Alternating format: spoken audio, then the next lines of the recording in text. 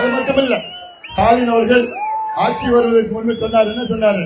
நாங்கள் ஆட்சி வந்தவுடன் 100 நாள் வேலை வாய்ப்பை 150 நாளா உயர்த்துவோம் சொன்னார். உயர்த்திட்டாராமா? எவ்வளவு தெரியுமா உங்களுக்கு வேலை கிடைச்சது ஒரு வருஷத்துல? 12 நாள். அந்த 12 நாள் வேலைக்கு பணம் வந்ததே 8 நாளுக்கு தான்.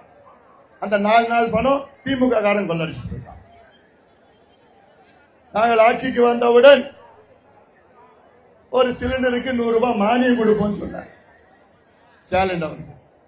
இப்படி பொய்யை சொல்லி உங்களிடம் ஓட்டுகளை வாங்கிய ஸ்டாலின் அவர்களையும் திமுகவையும் ஓரங்கட்டுங்கள். போதும், அவர்கள் ஆனது போதும், கொள்ளையடிச்சது போதும். இந்த சேலம் மாவட்டத்தில் 11 சட்டமன்ற தொகுதியில் இருக்கிறது. 11 தொகுதியிலும் அண்ணா திமுக கூட்டணி வெற்றி பெறுகிறது. அது உறுதியாயிடுச்சு. அதான் சொல்லிட்டு இருக்கிறோம். இந்த தொகுதி, மேட்டூர் தொகுதி நமக்கு மிக முக்கியமான ஒரு தொகுதி. இந்த தொகுதியில நல்ல திட்டங்கள். ஸ்டாலின் என்ன சொல்ல தெரியுமாமா? நான் ஆட்சிக்கு வந்தால் தமிழ்நாட்டில் இருக்கின்ற தனியார் தொழிற்சாலைகளில் 75 விழுக்காடு வேலை வாய்ப்புகளை உள்ளூர் இளைஞர்களுக்கு நான் வழங்குவேன், அதற்கு நான் சட்டம் கொண்டு வருவேன் என்று சொன்ன ஸ்டாலின் அவர் கொண்டு வந்தாரா?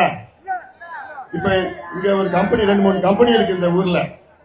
உங்க பிள்ளைங்க வேலை கிடைக்குதாங்க? படிச்ச பிள்ளைங்க யாருக்கா வேலை கிடைக்குதாங்க? இல்ல. ஏன்னா அந்த சட்டம் வரல. எடப்பாடி பழனிசாமி என்ன சொல்றாரு?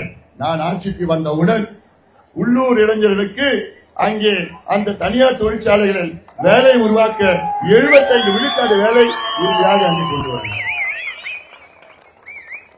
இதுதான் இது நடக்கும். இப்படி ஒவ்வொரு பொய்யை சொல்லிக் கொண்டிருக்கின்ற திமுகவை ஒதுக்குங்கள், விரட்டி அடியுங்கள். போதும், இவர்கள் ஆனது போதும். இப்போ எடப்பாடி பழனிசாமி அவர் சொல்றாரு, நாங்கள் ஆட்சிக்கு வந்தவுடன் நெல்லு, ஒரு குவிண்டால் நெல்லுக்கு 3500 ரூபாய் நாங்கள் கொடுக்கின்றோம். ஒரு டன்னு கரும்புக்கு 5000 ரூபாய். இந்த மேட்டூர் உபரிநீர் திட்டத்தை இன்னும் விரிவாக்கம் செய்து அத்தனை கிராமங்களுக்கும் நாம் கொண்டு வருவோம். குறிப்பாக மேச்சேரி ஒன்றியத்திற்கு இந்த மேட்டூர் உபரிநீர் திட்டத்தை நாங்கள் கொண்டு வருவோம் என்று சொல்லி இப்போதைக்கு கோனூர் பக்கம் போயிட்டு இருக்கு. இந்த மேச்சேரி ஒன்றியத்துக்கும் மேட்டூர் உபரிநீர் திட்டம் இங்கே இணைக்கப்படும். இந்த பகுதியில் இந்த மேட்டூர் உபரிநீர் திட்டத்தை நிச்சயமாக நம் ஆட்சியில் நாம் செயல்படுத்தும். மாற்று கருத்து கிடையாது, மாற்று கருத்து கிடையாது. அதனால இதையெல்லாம் நீங்கள் சிந்தித்து நல்ல வளர்ச்சி வேண்டும், நல்ல திட்டங்கள் வேண்டும்.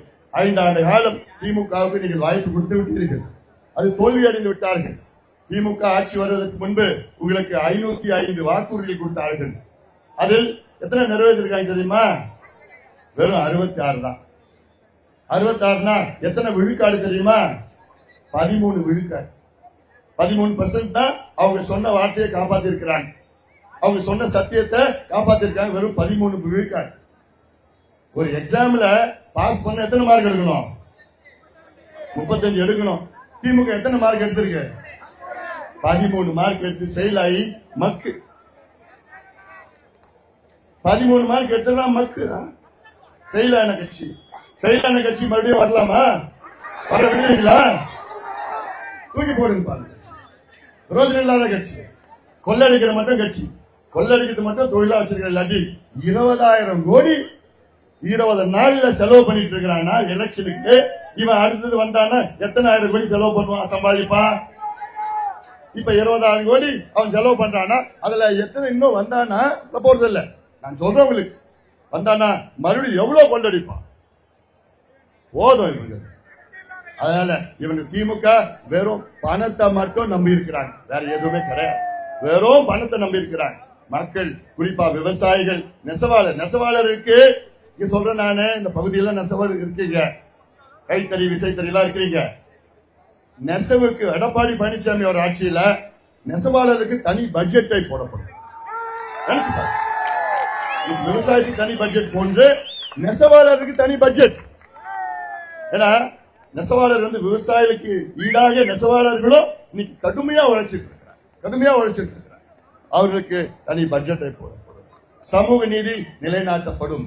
எடப்பாடி பழனிசாமி அவர்கள் ஆட்சி காலத்தில் கிராமப்புற ஏழை மாணவர்களுக்கு அரசு பள்ளிக்கூடங்களில் படிக்கிற மாணவர்களுக்கு 7.5 விழுக்காடு ஒதுக்கீட்டை வழங்கினார் எடப்பாடி. அதே போன்று மிக மிக பின்தங்கிய நிலையில் உள்ள வன்னியர்களுக்கு 10.5 விழுக்காடு ஒதுக்கீட்டை வழங்கினார் எடப்பாடி பழனிசாமி. அதை கெடுத்தது யாரு? திமுக ஸ்டாலின். துரோகி திமுக, துரோகி ஸ்டாலின், வன்னியருக்கு எதிரி ஸ்டாலின். அதெல்லாம் மறக்க கூடாது. என் மனசுல எவ்வளவு கோபம் இருக்கும் தெரியல.